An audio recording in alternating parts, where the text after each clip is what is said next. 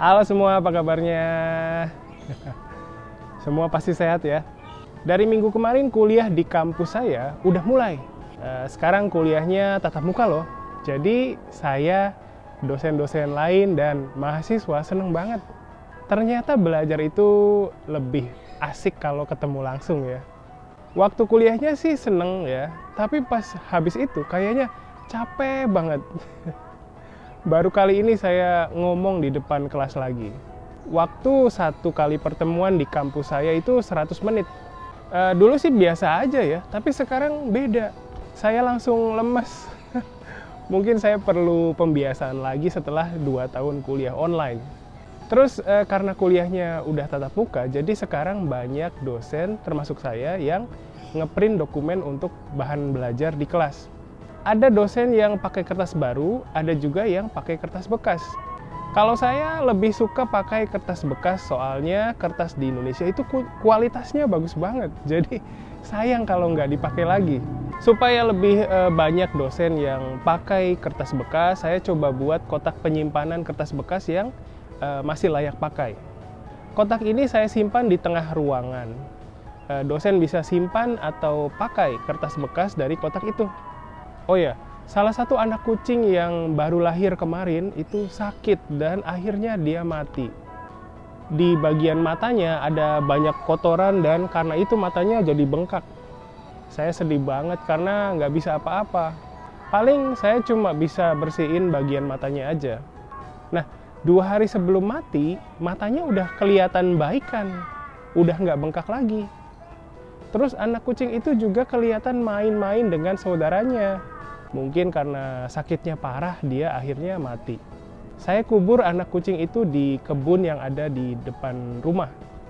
Kayaknya udah banyak kucing-kucing yang saya kubur di sini.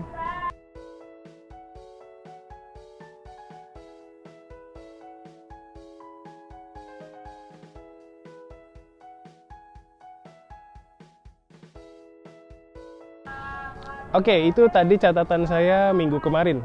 Kali ini saya ke Pulau Seribu lagi, tapi bohong. Minggu kemarin kan kuliah di kampus saya udah mulai lagi, jadi lumayan capek. Terus sekarang saya ada kuliah online di hari Sabtu, jadi saya agak susah pergi jauh-jauh nih. Tapi saya benar-benar penasaran dengan pulau di Kepulauan Seribu, jadi kapan-kapan saya pasti mau coba ke sana lagi. Kali ini saya mau ajak kalian jalan-jalan lihat Museum Gajah yang ada di Jakarta Pusat. Museum ini posisinya dekat dengan Monas loh. Terus dekat juga dengan Perpustakaan Nasional. Sebenarnya saya nggak ada rencana ke museum ini, tapi pas ngobrolin tentang Museum Gajah ke Bintang, dia tiba-tiba bilang mau ke museum itu. Bintang ini anak rumahan, jadi jarang banget dia bilang mau pergi ke suatu tempat. Nah, karena itu saya senang banget dan akhirnya pergi ke Museum Gajah. Nama resmi dari museum ini sebenarnya adalah Museum Nasional Indonesia. Di museum ini kita bisa lihat benda-benda bersejarah, mulai dari benda-benda yang dipakai di keseharian orang Indonesia, senjata, pakaian, aksesoris, terus rumah adat, dan lain-lain. Terus kita juga bisa lihat macam-macam patung dan prasasti dari zaman kerajaan. Kalau dilihat dari luar, museum ini kelihatannya kecil ya. Tapi pas masuk ke dalam, ternyata ruangannya banyak dan luas banget loh. Saya dan Bintang ke sana naik motor. Awalnya saya mau naik taksi, tapi Bintang nggak suka mobil. Soalnya dia gampang mabuk kendaraan. Hujan turun, pas banget waktu saya dan Bintang sampai di museum. Sebelum masuk ke museum, kita harus beli tiket dulu.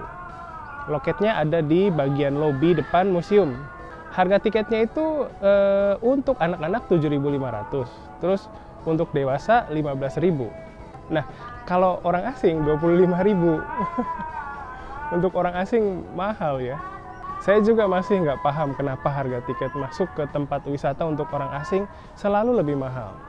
Oh ya, museum ini disebut dengan nama Museum Gajah mungkin karena di bagian luar museum, tepatnya di bagian depan, itu ada patung gajah. Di situ juga ada kolam dan air mancur. Bintang kayaknya paling suka area itu deh. Bintang bilang pas lihat air kolam itu, dia jadi mau berenang. Habis beli tiket, kita masuk ke dalam museum. Kalau kita bawa tas, kita akan diminta simpan tas kita itu di dalam loker. Begitu masuk ke bagian museum, kita bisa lihat macam-macam prasasti dan patung-patung dari zaman kerajaan. Terus di bagian tengah, kalian bisa lihat ada lapangan rumput dan di sana ada banyak patung dan prasasti juga. Terus kita juga bisa lihat macam-macam patung di sepanjang koridor. Kita bisa belajar mengenai sejarah setiap patung dan prasasti dengan lihat penjelasan yang ada di bagian bawah patung dan prasasti itu. Kebanyakan semua peninggalan kerajaan Hindu dan Buddha ya. Nah, kalau dalam agama Islam kita nggak boleh buat patung seperti itu. Jadi kalian nggak akan lihat patung peninggalan kerajaan Islam. Di bagian dalam museum kita bisa lihat sejarah kehidupan orang Indonesia. Ada bagian museum yang pajang senjata-senjata tradisional dari seluruh daerah di Indonesia. Terus ada juga bagian yang pajang pakaian-pakaian adat dari setiap daerah. Terus ada juga pameran mengenai aksesoris yang dipakai wanita Indonesia dari zaman dulu. Nah, Bintang paling suka bagian aksesoris ini. Katanya dia suka lihat anting, gelang, dan kalung orang zaman dulu. Saya kaget loh, Bintang mau jalan-jalan ke museum ini karena jaraknya dari rumah lumayan jauh. Pas mau berangkat, dia beberapa kali tanya, "Pak, museumnya jauh nggak?" Gitu. Tapi saya selalu jawab, deket kok, gitu.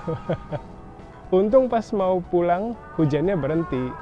Saya sempat khawatir soalnya nggak bawa jas hujan. Selama perjalanan pulang, Bintang ngobrol ke saya. Dia bilang gini, "Pak, hari ini seru banget." Gitu. Waktu dengar itu, saya ngerasa badan saya yang capek jadi seger lagi. Terus saya tanya ke dia, minggu depan mau pergi kemana? Gitu. Saya pikir dia bakal bilang museum yang lain, tapi dia jawab mau ke mall. Saya udah pergi ke beberapa museum untuk buat video harinya Japanesia. Awalnya sih cuma buat video ini aja, tapi dari situ saya bisa banyak belajar juga. Nanti minggu depan kita jalan-jalan lagi ya.